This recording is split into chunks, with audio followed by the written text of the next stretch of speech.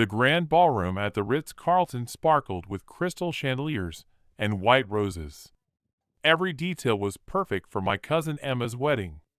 300 guests mingled during cocktail hour. Their designer gowns and tailored tuxedos created a sea of understated wealth and social prominence. I stood near the bar in my simple navy dress. Department store, not designer, watching my family work the room like the social professionals they were. I'm Jessica Chin, though my family had taken to introducing me with creative disclaimers lately. This is our Jessica. She's between opportunities.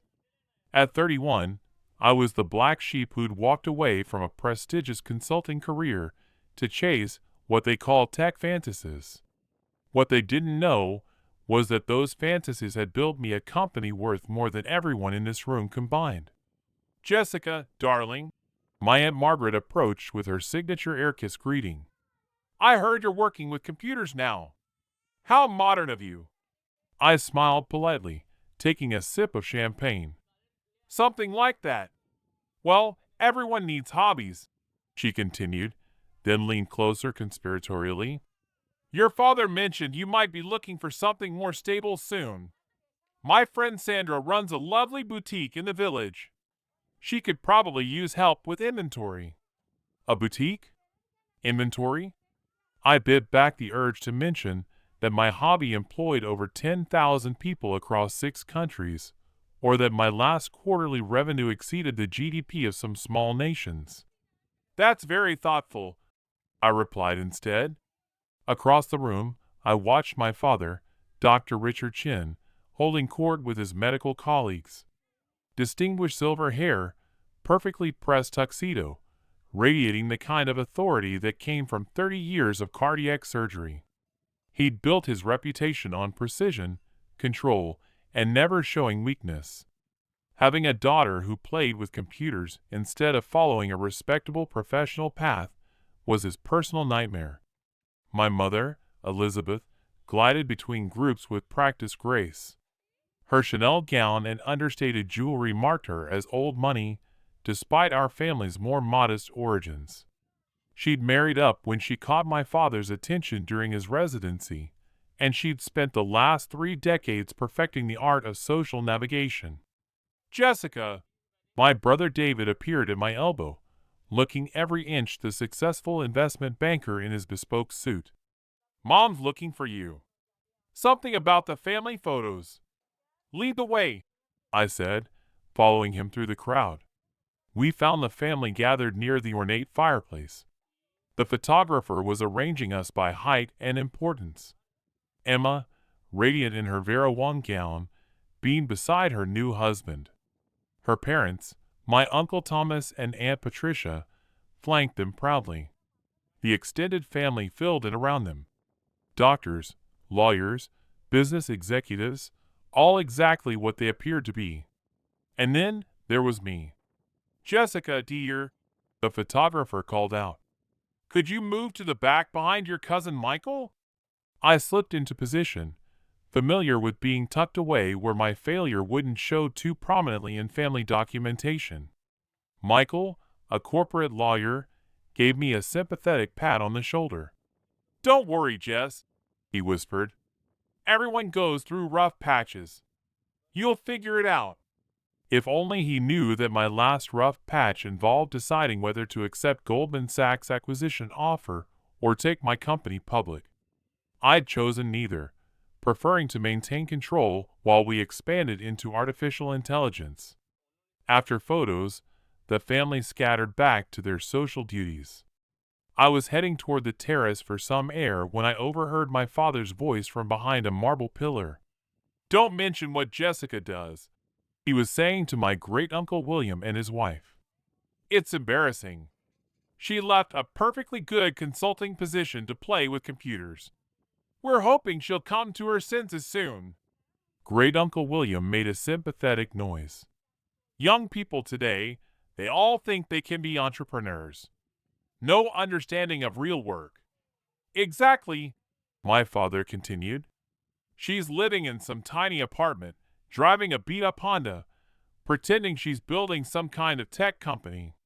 It's been 3 years of this nonsense. What kind of tech company? Great Aunt Helen asked.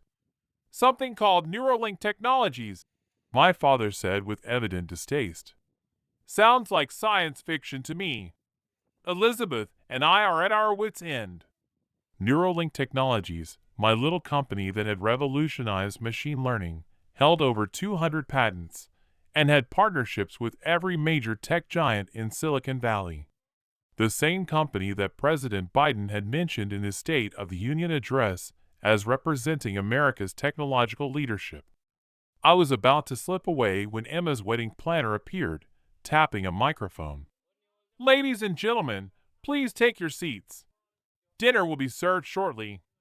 But first, we have a special surprise for Emma and James. The lights dimmed as massive screens descended from the ceiling. Emma's father has arranged for us to watch tonight's big game during dinner. Nothing says romance like the Super Bowl. A cheer went up from the crowd. Uncle Thomas had always been a football fanatic, and apparently he convinced Emma that sharing the big game with their wedding guests would be memorable. The screens flickered to life just as the game was returning from halftime. And now, the announcer's voice boomed through the ballroom sound system. One of our most anticipated commercials of the night. I nearly choked on my champagne. This wasn't just any commercial break. This was the moment I'd been preparing for since my marketing team pitched the idea 6 months ago. Our first major brand campaign was designed to introduce Neuralink Technologies to mainstream America. The screen filled with a sleek, futuristic laboratory. A young woman in a lab coat turned to face the camera, her eyes bright with innovation and possibility. What if your phone could think? She asked. What if your car could learn? What if artificial intelligence could solve humanity's greatest challenges? My father's voice carried across the silent ballroom. Elizabeth, isn't that? The camera pulled back to reveal the woman standing in front of a massive logo, Neuralink Technologies. Then my face appeared on screen, not the department store dress version standing in the ballroom, but the polished CEO version my company had spent a fortune perfecting. I'm Jessica Chin, founder and CEO of Neuralink Technologies, my recorded voice said confidently. For the past 5 years, we've been building the future of human-AI collaboration. The commercial continued, showing our technology in action: smart cities, medical diagnostics, climate modeling, while my voice narrated our vision. At Neuralink, we don't just imagine tomorrow, we build it. The final shot showed me standing on the rooftop of our headquarters in Palo Alto, the San Francisco skyline glittering behind me. Neuralink Technologies, intelligence redefined. The commercial ended. The ballroom remained silent, except for the distant sounds of football commentary that nobody was listening to anymore.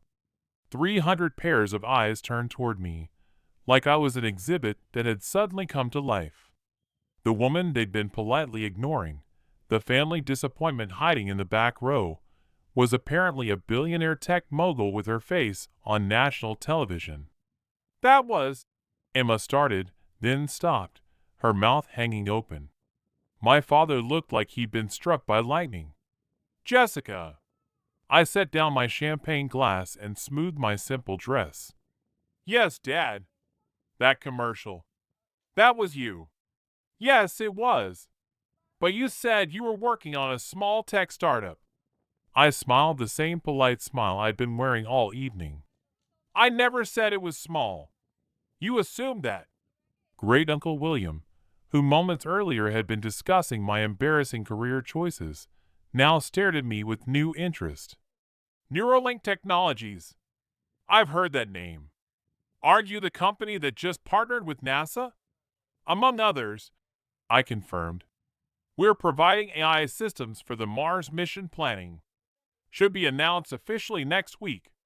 Aunt Margaret, who'd suggested I work retail inventory, fumbled for her phone. I need to Google something, she muttered, then looked up with wide eyes. Forbes says you're worth. It says here $12 billion, approximately. I replied. The valuation fluctuates with market conditions. The silence stretched until David finally found his voice. $12 billion. Jessica, that makes you the richest person in this room. By several $1 billion, actually. Uncle Thomas, father of the bride, looked like he might faint. But the apartment, the car. I own 73 properties across 4 countries, I said. The apartment in Selma is just convenient to the office. And the Honda has great safety ratings. When you're worth $12 billion, you can drive whatever makes you happy. My mother had gone completely pale. Jessica, why didn't you tell us? Tell you what, Mom? That I was successful? When was I supposed to do that? During the lectures about abandoning my consulting career? The suggestions that I get a real job? The family gatherings where you introduced me as your daughter who was finding herself? The wedding guests had formed a semicircle around us, creating an impromptu amphitheater for our family drama. Emma's perfect wedding had become the Jessica Chin revelation show. We thought you were struggling, my father said weakly. I was struggling, I agreed.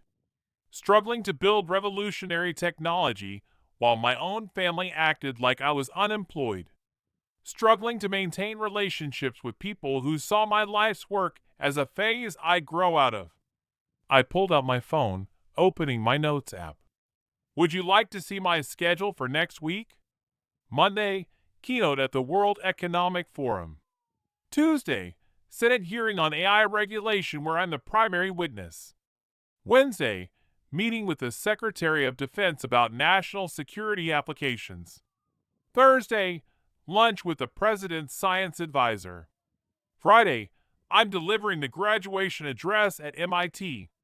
Each item on the list hit my family like a physical blow. These weren't just business meetings. They were the kind of high-level engagements that made headlines. The President's science advisor, David repeated numbly. Dr. Patricia Williams. We've been collaborating on the National AI Initiative. I looked around at my family's stunned faces. She actually suggested I run for Congress next year. Said the country needs more tech leaders in government. Cousin Michael, who'd earlier offered me career sympathy, was scrolling frantically through his phone. There's an article here from last month. The most powerful women in tech.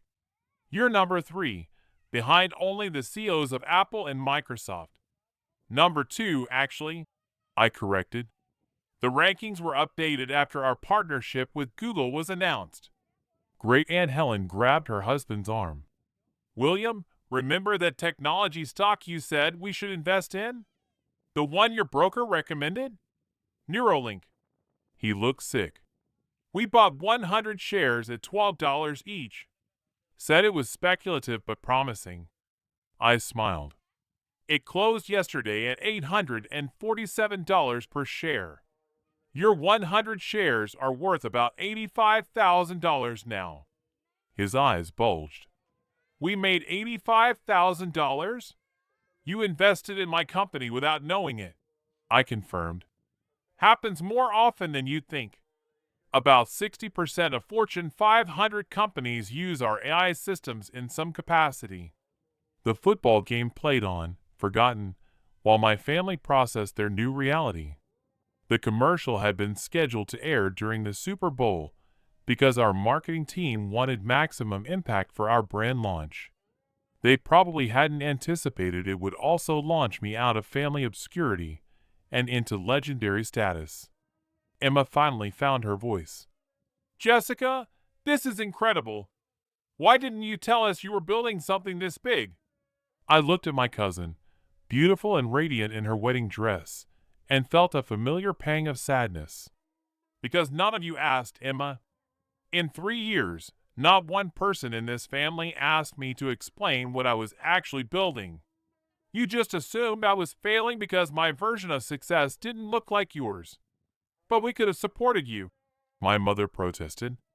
We could have been proud of you. You could have, I agreed. Instead, you spent 3 years being embarrassed by me. Dad literally just told Uncle William not to mention what I do because it's embarrassing. My father's face crumpled. Jessica, I didn't understand. You didn't try to understand, I said gently but firmly. There's a difference. The wedding planner appeared again, clearly flustered by the disruption to her carefully planned evening. Excuse me, but should we continue with dinner service? Of course, Emma said quickly. This is still my wedding. Jessica, please sit with us at the head table. I want to hear everything. I glanced at the head table, where seating had been arranged by family importance and social status. My assigned seat was at table 7, tucked safely away with the distant relatives and family friends. That's very kind, I said, but I actually need to leave soon. I have a conference call with our Tokyo office in an hour, and then I'm flying to London tonight for a meeting with the Prime Minister's Technology Council. The casual mention of the Prime Minister hit like another bombshell. My family was learning that their embarrassing daughter apparently moved in the highest circles of global power. You're leaving? My father asked. But we need to talk. I need to apologize to understand. I studied his face, seeing genuine remorse for perhaps the first time in years. We can talk, Dad, but it needs to be different than before. No more assumptions about what I should be doing with my life. No more suggestions that I get a real job. And definitely no more hiding me from relatives because my career choices embarrass you. He nodded quickly. Yes, of course. Whatever you want. What I want, I said, is what I've always wanted. A family that supports each other's dreams instead of judging them. A family that asks questions instead of making assumptions. A family that celebrates different kinds of success instead of only recognizing one narrow path. My phone buzzed with a text from my assistant. Car is waiting. Tokyo call in 45 minutes. I really do need to go, I said, gathering my small purse. Emma, congratulations on a beautiful wedding. I'm sorry the commercial timing was so dramatic. Emma hugged me tightly. Are you kidding? This is the most memorable wedding in family history. My grandchildren will be talking about the night cousin Jessica revealed she was a billionaire. As I headed toward the exit, my family followed like a confused entourage. They seemed unable to process that the person they'd been treating as a charity case was now walking away from them to conduct international business. Jessica, my mother called out, when can we see you again? When can we really talk? I paused at the ballroom entrance. I'll be back from London next Thursday. We could have dinner if you'd like, but Mom, I want you to understand something. I'm the same person I was an hour ago.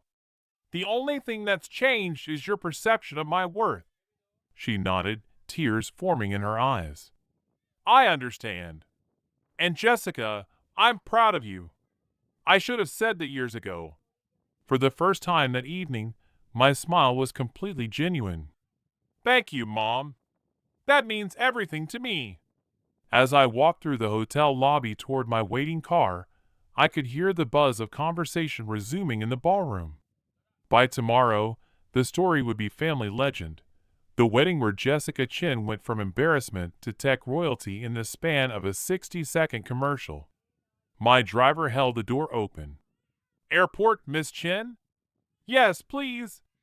And Marcus, could you put on the radio? I'd like to hear if they're discussing the commercial on the post-game show. As we pulled into traffic, the radio host's voice filled the car. That Neuralink Technologies spot was definitely one of tonight's most impressive ads. The company's stock is already up 12% in after-hours trading. I smiled, settling back in my seat. Sometimes the best revenge isn't proving people wrong. It's succeeding so spectacularly that your success becomes impossible to ignore. My phone showed 17 missed calls from family members and 43 text messages. I'd read them on the plane. Right now, I had a conference call with Tokyo, where my team was finalizing our expansion into quantum computing. The family who'd spent 3 years being embarrassed by my career would just have to wait. After all, I had a $12 billion empire to run. 3 weeks later, I sat in my corner office on the 42nd floor of Neuralink Tower, reading the morning's press coverage. The wedding commercial had generated more media attention than our marketing team had ever imagined. We'd been featured on the cover of Time magazine, profiled in Harvard Business Review, and I'd just finished a lengthy interview with 60 Minutes about the future of artificial intelligence. My assistant knocked on the door. "Miss Chen, your father is here for your lunch appointment. Send him in, please." My father entered, looking smaller somehow in his simple business suit. Gone was the commanding presence I'd grown up intimidated by. In its place was a man genuinely humbled by his own misconceptions. "Jessica," he said, taking the chair across from my desk. "Thank you for agreeing to see me." "Of course, Dad. You're my father." He looked around the office, taking in the panoramic city views, the awards lining the walls, the multiple monitors displaying real-time data from our global operations. "I've been doing research," he said finally, "about your company, about what you built. Jessica, I had no idea the scope of what you've accomplished. I tried to tell you," I said gently, "multiple times, but you were so focused on what you thought I should be doing that you never listened to what I was actually doing." He nodded, looking down at his hands. "The cardiac surgery field is very traditional. Success looks a certain way: medical school, residency, fellowship, hospital position, private practice. I couldn't understand how someone could build something meaningful outside that structure. But I did build something meaningful. We're not just making money, Dad. We're solving problems that matter. Our medical AI has already diagnosed diseases that human doctors missed. Our climate modeling is helping prevent natural disasters. Our transportation systems are making cities safer and more efficient." "I know," he said. "I spent last week reading every article I could find about Neuralink. Your work on early cancer detection, Jessica, that's going to save millions of lives." For the first time in years, I heard genuine pride in his voice. "That's what I've been trying to tell you. This isn't just about computers or making money. It's about using technology to solve human problems on a scale that was never possible before." We sat in comfortable silence for a moment, watching the city bustling below us. "Your mother wants to have a family dinner," he said eventually. "A real one where we actually listen to each other, where we celebrate what you've accomplished instead of trying to fix what we thought was broken." "I'd like that," I said. "But Dad, there's something else we need to discuss." I turned to my computer, pulling up a foundation website. "I've been thinking about legacy, about what really matters. So, I'm starting the Chin Foundation for Educational Innovation. The goal is to provide STEM education and entrepreneurship training to underserved communities." His eyes lit up as he read the mission statement. "This is wonderful, Jessica. How can we help? Actually, I was hoping you'd consider joining the board. Your medical background would be invaluable for our healthcare innovation initiatives, and Mom's experience with nonprofit management could help us structure our educational programs. You want us involved? I want my family involved in something meaningful. Not because you're trying to fix me, but because we can accomplish more together than apart." My phone chimed with a reminder. "I have to go soon. Meeting with the Joint Chiefs about cybersecurity. But Dad, there's one more thing." I reached into my desk drawer and pulled out a framed photo. It was from my college graduation, the day I'd announced my intention to start a tech company. In the picture, my father was shaking his head while my mother looked worried. I was smiling, completely confident in my vision despite their disapproval. "I've kept this on my desk for 8 years," I said, "as a reminder of why I was working so hard. not to prove you wrong, but to prove myself right." He studied the photo, his face softening. "You were so sure of yourself even then. I believed in what I was building. I just wish you had believed in me, too. I believe in you now," he said firmly. "And Jessica, for what it's worth, I'm incredibly proud to be your father, even if it took me too long to realize what an extraordinary woman you've become." As he left, I turned back to my computer, opening the agenda for our board meeting that afternoon. We were discussing our expansion into educational technology, partnerships with major universities, and the development of AI tutoring systems that could personalize learning for every student. My phone buzzed with a text from Emma. "Saw you on the cover of Time. Dad's framing it for the office. You're officially the family's favorite success story now." I smiled, looking out over the city that had become the headquarters of my empire. Being the family's favorite success story was nice, but it wasn't what mattered most. What mattered was that I'd built something meaningful, something that would outlast quarterly earnings and magazine covers, something that would make the world better long after the wedding commercial was forgotten. Though I had to admit, the commercial had been pretty effective. Our stock was up 40% since the Super Bowl, and we'd received over 10,000 resumes from talented engineers who wanted to join our mission. Sometimes, the best marketing strategy is simply being too successful to ignore.